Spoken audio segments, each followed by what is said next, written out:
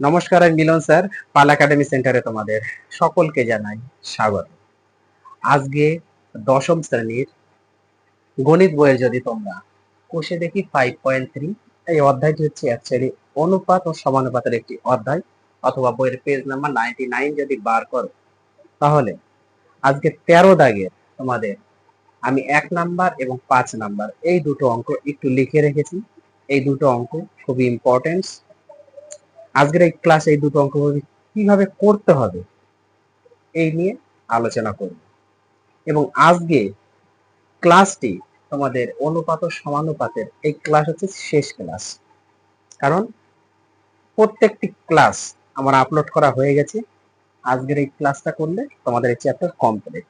যাই হোক, আমরা কথা বাড়াবো না, আমরা সরাসরি দেখে নিই 13 দাগের আই নাম্বার অঙ্কটা কি বলেছে। দেখো কি বলেছে, a/2 = b/3 = c/4 2a - 3b + 4c/p হলে সব ইকুয়াল দিয়ে দেওয়া আছে, মানে এইটা সমান সমান এইটা সমান সমান এইটা সমান সমান এইটা, তাই না? বলে এই p এর মানটা নির্ণয় করতে বলেছে। দেখো কিভাবে করতে হবে। যেহেতু আমাদের ইকুয়াল দিয়ে দেওয়া আছে প্রত্যেকটা পদ সমান, তাহলে আমরা লিখতে পারি না যে a/2 = b/3 = c/4, এই জিনিসটা আমরা যদি ইকুয়াল টু কে ধরি, কোনো ক্ষতি আছে কি? এই জিনিসটা ইকুয়াল টু কে ধরি, তাহলে এই জিনিসটা যদি কে ধরি, তার মানে এই জিনিসটাও কি হবে? সিম্পল ভাষা, কারণ ইকুয়াল দিয়ে দেওয়া আছে, এই জিনিসটাও কি হবে? ওকে, আমরা শুধু তিনটা একটু ধরবো, ওকে, বাকিটা ধরবো না, কারণ এটা ইকুয়াল টু কে। এখন এখান থেকে যদি আমরা a/2 = কে করি, সেপারেট করি, b/3 = কে, আর একটা c/4 = কে যদি করি এখান থেকে, তাহলে a = আমরা পাচ্ছি 2k, তাই না? b = পাচ্ছি 3k, আর c = পাচ্ছি 4k। ক্লিয়ার এতটুকু? a b c তিনটে মান আমরা পেয়ে গেছি। এখন অঙ্কে আসো। দেখো অঙ্কে কি বলেছে, যে 2a - 3b + 4c/p, ওকে। আবার এই পদটা ইকুয়াল টু কিন্তু আমাদের এই তিনটে পদ, এই পদটা ইকুয়াল টু মানে এই তিনটে পদ, আবার এই তিনটে পদ মানেই হচ্ছে আমাদের ইকুয়াল টু কে। তাহলে এইটা ইকুয়াল টু আমরা কে লিখে রাখতে পারি, এবং একটা কন্ডিশনে তোমরা মেনশন করে দিলে, কি মেনশন করবে? যেহেতু এই কথাটা একটু মেনশন করে দিবে, a/2 = b/3 = c/4 = k। যেহেতু এত সমান সমান এত সমান সমান এত ইকুয়াল টু কে, সো আমরা এই জিনিসটার জায়গায় ইকুয়াল টু কে বসাতে পারি নিঃসন্দেহে। ওকে, এখন দেখো এখন কি হবে, আমরা এর মানটা একটু পুট করি। এ মানে হচ্ছে আমাদের কত? 2 গুণ এর মান 2k মাইনাস 3 গুণ বির মান 3k প্লাস 4 গুণ সির মান 4k বসিয়ে দিলাম, কোনো সমস্যা নাই। 2k 3k 4k A B C এর মান পুট করেছি উপরে, বাই দিয়ে নিচে পি আছে, পি থাক না, কোনো সমস্যা নেই, ইকুয়াল টু কে আছে, কে থাক। পরের লাইনে দেখো কি হচ্ছে, উপরে যদি আমরা গুণ করি 2 দুগুণে 4k minus 3 3 9k plus 4 4 16k by নিচে একটা পি আছে থাকবে, ইকুয়াল টু কে। একদম নিঃসন্দেহে ক্লিয়ার। একটা যোগ বিয়োগ করো, প্লাসের আছে কত? আচ্ছা, মাইনাসের 9টা থেকে 4টা হাওয়া করে দাও, তাহলে মাইনাসের 5টা থাকবে। এবার মাইনাসের 5টা আর এদিকে প্লাসের আছে 16টা, তাহলে প্লাসের 16 থেকে মাইনাসের 5টা চলে গেলে 11টা। তাহলে 11টা কি? এটা হচ্ছে 11কে বাই পি ইকুয়াল টু কে। পিছনে মানে 1 ধরে নিল, এই যে উপর থেকে কে কে কেটে গেল। পরের লাইনে আমরা লিখতে পারি না 11/p ইকুয়াল টু 1। পরের লাইনে আমরা লিখতে পারি p ইকুয়াল টু 11। অতএব পি এর মান আমরা পেয়ে গেছি। পি এর মান কত? 11। বোঝা গেল? তাহলে পি এর মান নির্ণয় করতে বলেছে, মানে পি এর মান 11। একদম সিম্পল ভাষা। পরের অঙ্কটা দেখো কি বলেছে 5 নম্বরে, a/b 3:2, আবার b/c ও 3:2 হলে আমাদের a plus b b plus c এর মান নির্ণয় করতে হবে। তার মানে আমাদের a b আর সি যদি বের করতে পারি তাহলে অবশ্যই আমরা করে ফেলতে পারবো, কোনো সমস্যা নেই। দেখো কিভাবে করতে হবে। এই যে এ is to B equal to 3:2 আছে না, এটা ডট ডট ডট দিয়ে আমরা 1 নাম্বার হিসাবে রাখি, কোনো সমস্যা নেই।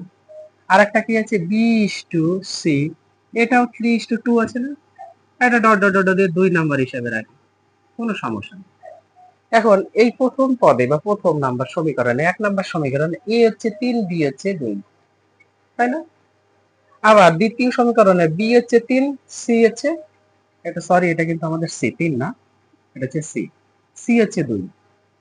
ওকে, দুটো সমীকরণের মধ্যে কমন পদ হচ্ছে আমাদের বি, তার মানে আমরা বি মিলাবো, বি মিলালেই আমাদের হয়ে যাবে। বি এখানে কত, একটু খেয়াল করো, বি এখানে কত, বি হচ্ছে 2, আর এখানে বি কত 10, এটা বি দ্বিতীয়টা, এটা বি প্রথমটা, তাহলে 3 আর 2 লসাগু করে দাও, কত হয় 6, তার মানে 6 হয়ে গেল।